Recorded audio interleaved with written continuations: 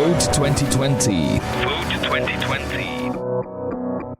Hello and welcome to Vote 2020 and thank you for joining us. I'm Roy Kaunds and in the studio today we have two guests. On my left is Lisa Whyte. She is the national candidate from New Lynn, and next to her is Victoria O'Brien. She too is a candidate from New Lynn. Victoria O'Brien is from the New Conservative Party. Welcome to the show. Thank you for having us. It's Thank a pleasure. you, Roy. Right, so what I'm going to do is, instead of me introducing you, why don't you actually tell our viewers about yourselves and about your policies, just 2 minutes each. I'm not going to time you, but keep it to the time. I'll go with you, Lisa. Well, it's always a risk giving a politician a time segment without a bell to keep us on target. I'll tell the producer to cut it. Oh, excellent. Okay, good call. Well, my name's Lisa Whyte and I'm the National Party candidate for New Lynn this election. It's a really exciting opportunity to be here and to have to be the representative of the National Party brand, because the next 3 years are going to be crucial. We're facing the worst economic recession in living memory, and we need people in charge who have competence to deal with that. To take on debt, yes, but to target the spending so that we get good outcomes for the money that we're investing, because otherwise it's the future generations that are really going to have to pay the price for that. So I've been involved in the National Party for many years. It's my first time as a candidate, but I'm really passionate about the difference that we can make for the people of New Lynn. Right, thank you for that, Lisa. Victoria, we'll go with you. Oh, thank you very much, Roy. So hi, I'm Victoria O'Brien. I am the New Conservative candidate for New Lynn and also the firearms spokesperson. So I am a resident in Titirangi and I have been a New Zealand citizen and lived in New Zealand for 31 years. I am a former investment banker. I used to work for Goldman Sachs, ANZ, Telstra Clear, and I am now also a beef farmer. So I have quite a variety of experience. I joined the New Conservative Party because I was quite outraged at what's happening to New Zealand when people's rights can be taken away from them. I feel personally that our parties in power have shifted gradually to the left, and as a Conservative person myself, I am no longer represented in Parliament, so New Conservative should bring that back. Right. So thank you so much, Lisa and Victoria. Let's go to the first question. Lisa, that's for you. Labour has been riding a high, and we see that in the polls, they're sitting at the late 40s, which means that they could actually even govern alone. Is it a lost cause for National? Absolutely not. No, definitely not. We've got a party in power who have had sort of sole media coverage since March with the COVID-19 sort of emergency, but their polls have dropped quite significantly in recent weeks. They've dropped 10 points or 8 points, something. They've gone down massively, but there's been absolutely no media coverage on that. They're more worried about whether ours have gone up or down 1 or 2. And I think there are a lot of quiet New Zealanders who aren't involved in those polls who will be turning out to the polling booths in force. More than 1 million have already voted. That doesn't mean they're voting for status quo. That could well mean that they're voting for the next 3 years, not the next 3 days.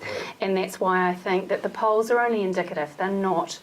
It's certainly we're not campaigning as if it's a lost cause. We've still got. So you're in with a chance. Judith Collins keeps calling herself the next Prime Minister. Absolutely, and I back that 100%. We are fighting hard for every vote, and we are certainly not taking anything for granted, which is certainly not the case for New Lynn as an electorate. In many years, it's been taken for granted by Labour. So locally, I'm fighting for every vote, and I believe I can win. And nationally, National's got a great chance. Right. Victoria, your party has leapfrogged almost 400% in the last 2 months. I think you were sitting polling less than 1%, and now you're somewhere in the around 3% or more. Is this a pathway to Parliament this year? Absolutely.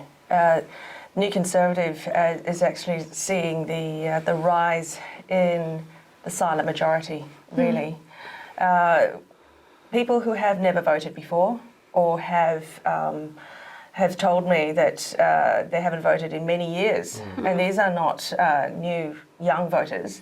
These are people who are in their 40s, 50s, 60s. And they said that this year and this election, they are absolutely determined to make a change.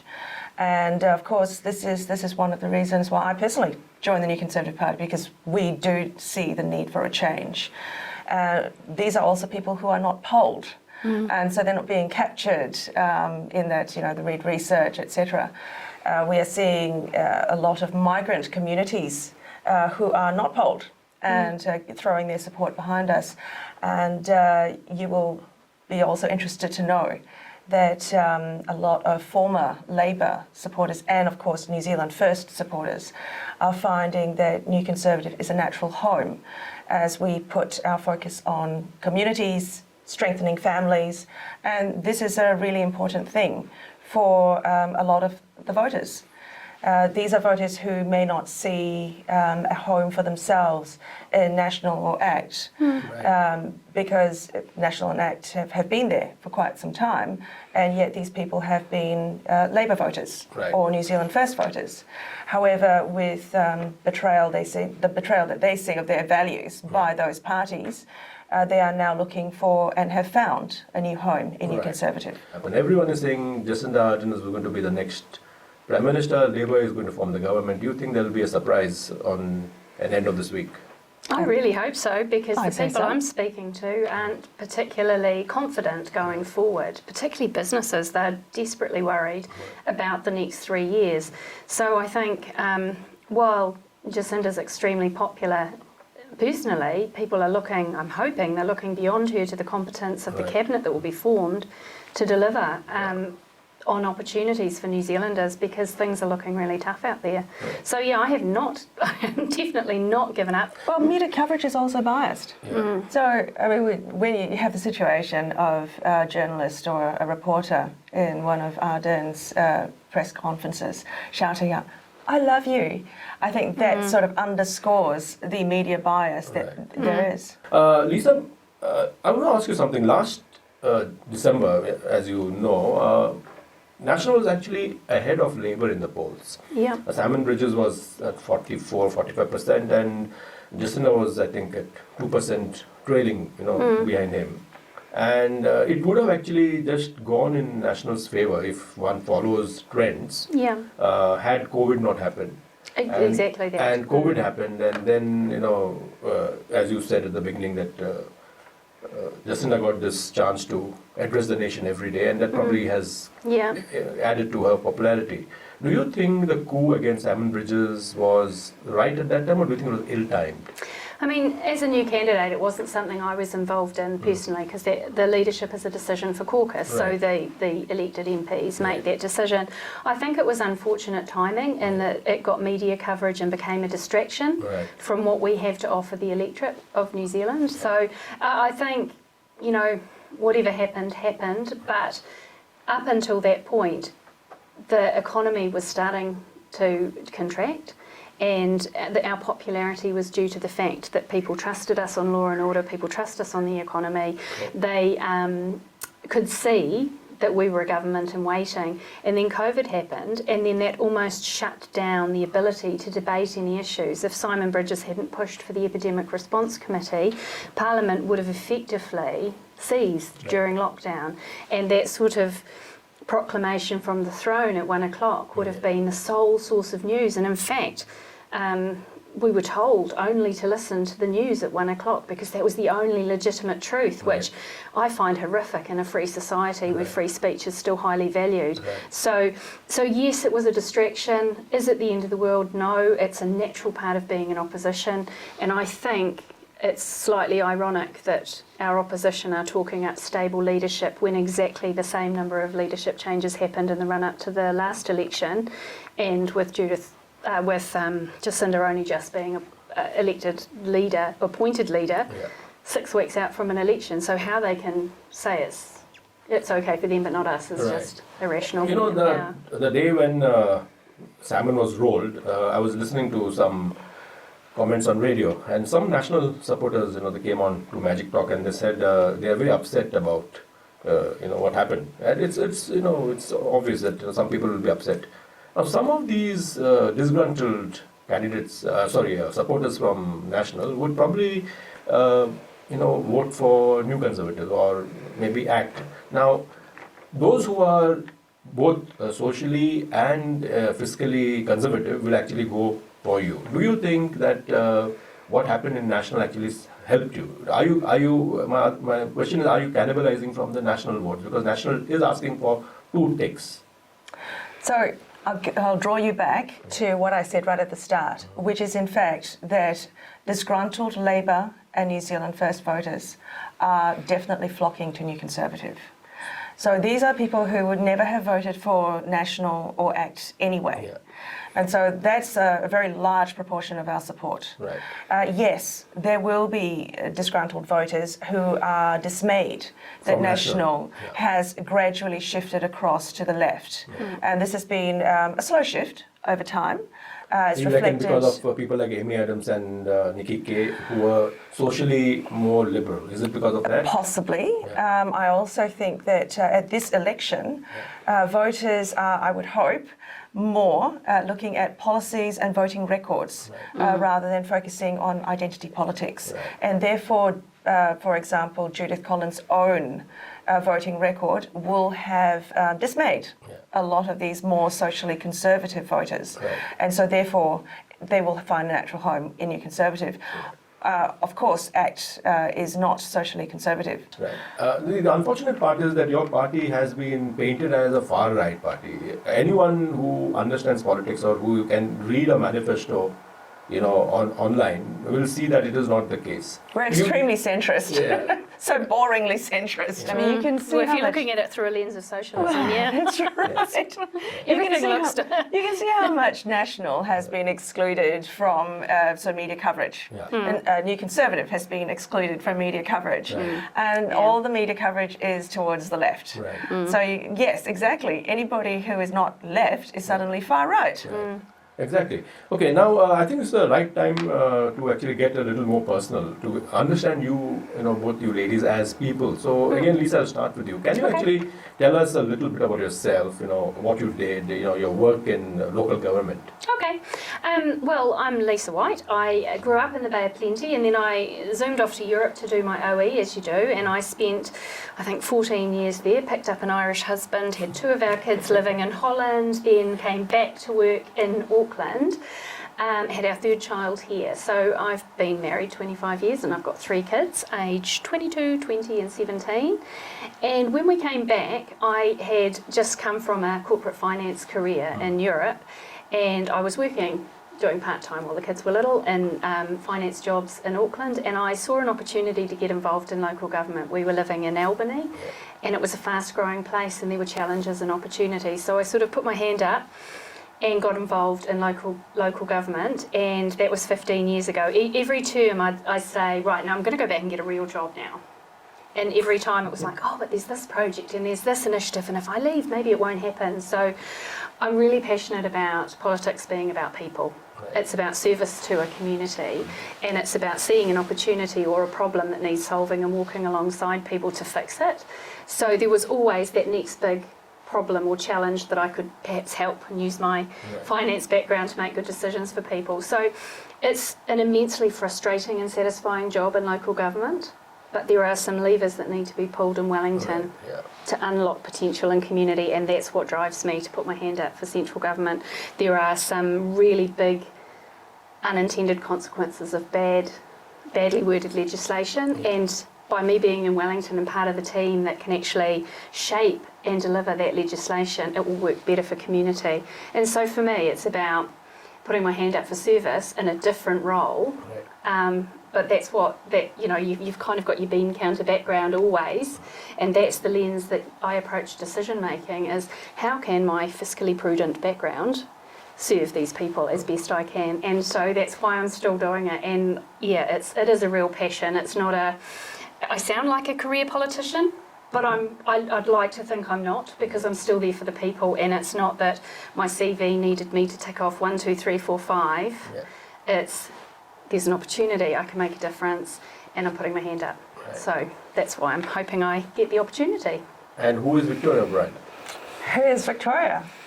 She is a firearms owner and competitive pistol shooter, also a farmer. So I immigrated to New Zealand 31 years ago, and I'm a New Zealand citizen. So my background, quite similar to yours, also corporate finance, and in fact came out of maths and physics at the University of Auckland. So it's funny where these things take us. It is, yeah. So Goldman Sachs, it's Goldman Sachs, JB Ware, was with Telstra Clear. I even worked for Morel & Co, worked for ANZ. I'm married. I have 4 stepchildren who are all grown up, and I have the benefit of enjoying grandchildren without actually having brought up any children. I'm ready. I can wait a little longer. So I really got into this because it was outrageous how the firearms community had been persecuted in the last 2 years. We've seen a gradual loss of rights and liberties through non-democratic process. So I believe that we really need a voice in Parliament. As I said, also a conservative voice, which is sadly lacking. Now I know you, Lisa. You know you are the you are I think on the 47th on the list. 49th. 49th. Yes, no, I have to win my way to Wellington. I've been given the very massive incentive, and so yes, it's for me. There's some key issues. Yeah. Since I've been selected as the candidate, I've spent a lot of time going around the different communities and trying to engage with people about what were the local priorities, because this is a new area for me. And what was abundantly clear is that at the beginning of the year there were priorities like getting better, managing our wastewater spills out into the water so that our beaches were more swimmable. So there were freshwater and wastewater concerns. Getting the Waitakere Ranges tracks open safely was a massive issue across the whole electorate because it's everyone's playground. There were small businesses were already they were worried about law and order issues around the centre. That was primarily the concern early in the year. And then the rapid infill growth and population increases mean that our infrastructure's really under pressure, whether it's the schools that are full and need new teaching spaces. The concern is half of the electorate is in the Auckland Health Board, half is in the Waitemata Health Board, and Waitakere Hospital needs a massive investment. Right. So there were concerns about infrastructure, capacity to deal with the growth that we were seeing. Local issues like what's going to happen at the Avondale Racecourse was a big one. The trees in Canal Street, even though that's in the Kelston electorate, people were worried about it in New Lynn. So those were the local issues. That sort of morphed during the year to, will I have a job at the end of the year? Right. And that seemed to push some of the other recreational infrastructure concerns just back a bit because they were actually just more worried about were they going to have a job. That's right. Victoria, you are number 3 on the list, and I see that you have been travelling all across the country. So besides Correct. the issues that you are facing in New Lynn, what are the issues or what are your experiences across the country? I know that you have even been to Southland. Correct. I've been travelling, talking to many communities, mainly about the firearms law changes that have happened, but also, of course, the other social changes that we're seeing and that where New Conservative can have its policies being effectively targeted. So what I'm seeing as well is that farmers are very upset, particularly at the new grazing rules, so intense winter grazing. Rules that are completely unworkable and that would render vast hectares completely ungrazable and unproductive. So we have those types of rules that are implemented that are great, that sound great in theory, sound great if you study it in a nice academic environment. From the beehive. But if you actually do it and you're actually having stock, you realise very quickly it's simply unworkable. Right. Let me talk to you about the New Lynn electorate. So it's actually been a red seat, if not a red electorate, because David Cunliffe has held that for 2 or 3 terms, and then current incumbent Deborah Russell is also from Labour. But during David Cunliffe's time, it was actually a blue electorate because the party vote. Party vote. National got more of the party votes. almost 2 or 3%, sometimes 5% more than Labour. It was only in 2017 that your party vote dipped. Now, with the reorganization of the electorate, with having some more blue suburbs coming into New Lynn, how do you rate your chances now? Is it? Oh no, I'm really optimistic. It's now a marginal seat on paper. I think the plus or minus 500 either way, which to me is entirely a great target. When we were winning the party vote, we had Tim Grosser was our local MP, and he was a specialist in trade. So he also lived in Titirangi, and he would never go after the candidate vote because he had this sort of international trade sort of focus rather than being a constituent MP. And we only lost the party vote by 300 last time. Right. So now, with the shift in the boundaries, we start in Avondale, and then we basically go up the road to Blockhouse Bay, Green Bay, Titirangi, all the way up the west coast to Bethells Beach. And then it's a very odd-looking electorate. It's enormous, but it takes in all of the rural lifestyle areas behind the Swanson Railway track and Waitakere and Henderson Valley and Oratia, all of the, the fruit growing and lifestyle block areas. Right. So it's actually a really varied electorate, and it's totally winnable. And that's what I've been working towards all year, and I think possibly the incumbent's just realised it's a marginal seat as well, because she's working hard too. So, credit where it's due. It's going to be a tough fight. It's going to be a tough fight, and I think it really matters that everybody votes, because, maybe a couple of months ago, people might have thought, well, my vote's not going to matter. It is absolutely going to matter on Saturday, every single vote. Right. So I'm definitely asking everybody to vote. Obviously, I'm asking them to do 2 ticks blue, but we just need people to get out and vote. And Victor, you are looking for the party vote? Yes, well, in fact, at polling booth data for 2017, I think there were only, 2 or 3 polling booths that came out distinctly red. That's right. And we had 3 blue ones. Yeah. And then the rest of them, in fact, all very spread out. Right. So I think that, yes, as you have said, the electorate is in fact wide open now because of that. Not only the redefining of the boundaries, but also the change in demographics within Titirangi itself.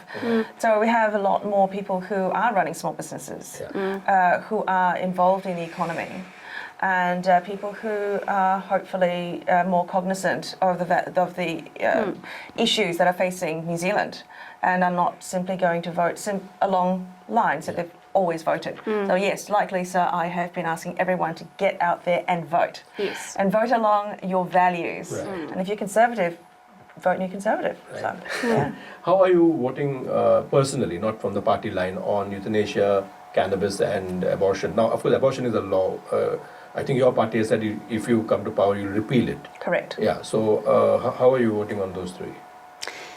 Did you want me to go? Yeah. I would have been a no to abortion. I'm usually pro-choice, but it just went way too far. Right. And it went beyond what the intent was, which was to decriminalise the activity, and it became the most permissive legislation in like the civilised world, and I, that for me, I wouldn't have been able to support it. And my family are Catholic, but it wouldn't have been on a matter of faith. It would have just been on a matter of, I can't, this is too far. And I've had 3 children and 3 miscarriages. There's just no way I couldn't have supported it.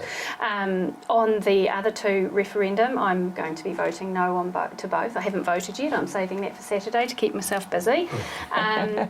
But with euthanasia, it's, again, while normally I'm pro-choice,